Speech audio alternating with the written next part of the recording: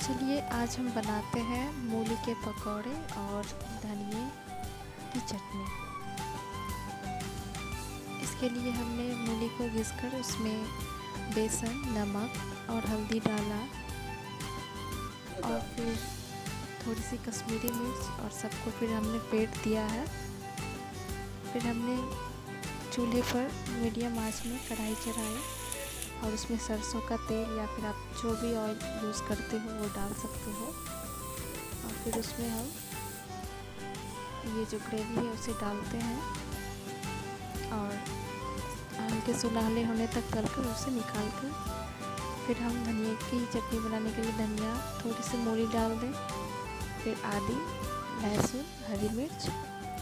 और सबको मिक्सर में डालकर पीस लें। और निकालने के बाद उसमें हमने सरसों का तेल नहीं दिखाया है, उसमें आप